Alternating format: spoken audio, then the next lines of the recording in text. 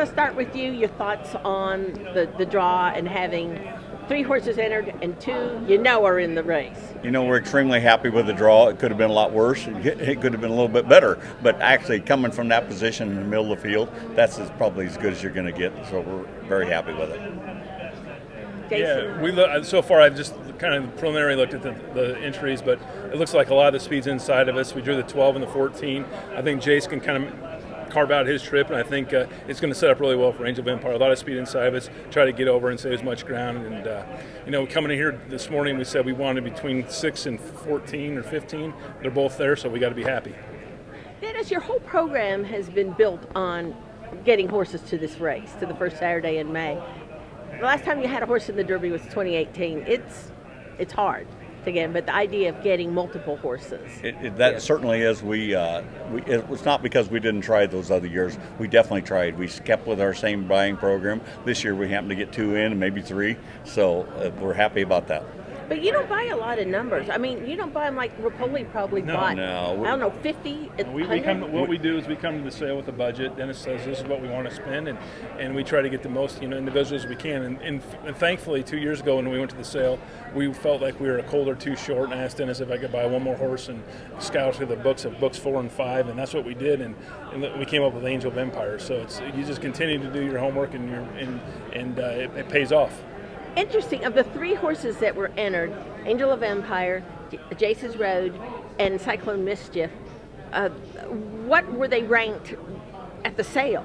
I would say that the Angel of Empire would be near the bottom. Obviously you think of a Pennsylvania bred coming out of Book 5. You don't have a lot of expectations. It was a numbers game. We wanted to get a couple more colts that we feel like could get the classic distance, and that's why this game's so cool. You just never know. Derby starter was actually when you were a partner in Donegal, and you had Patio Prado, who finished 3rd.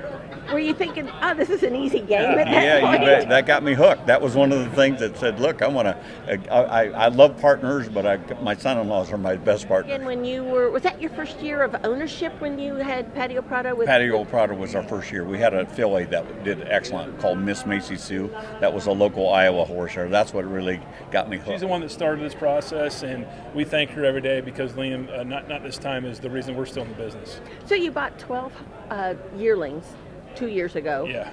And were they all colts? I mean, I know the majority of our colts. We sprinkle in a filly or 2 that can go to knot this time when they're done racing, but primarily 80% of them are colts.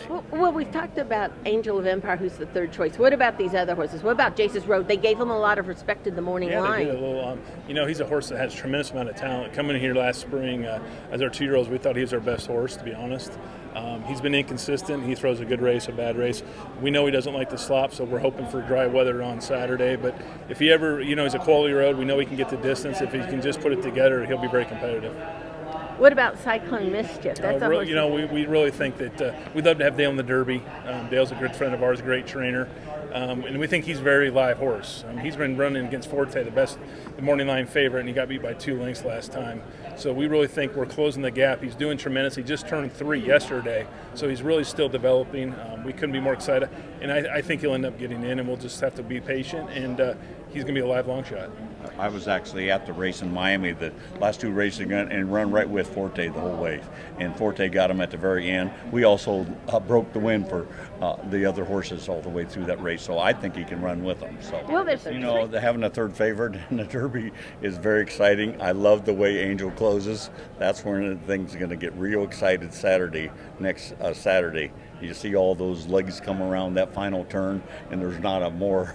My heart will be a pumping from the beginning till the end, but it really starts pumping on that 4th turn. We had 1,000 words that was in the Kentucky Derby that flipped in the paddock that didn't get a run. So we've had our fair shares of up and downs. Getting 3rd obviously was exciting for Donegal, but we really believe that this year is our the most legit chance to get there. Having the 3rd choice, if you would have said back in 2010 when Dennis wanted to start this program in 2012, that we'd get to buying 10 horses a year and we're the 3rd favorite in the Kentucky Derby. It's a dream come true. What do you make of the 2 horses that are favored ahead of you, Forte? Oh, absolutely. And tremendous amount of respect. The Bluegrass winner. Todd Pletcher, one of the best trainers of all time, Hall of Fame trainer. So tremendous respect for them.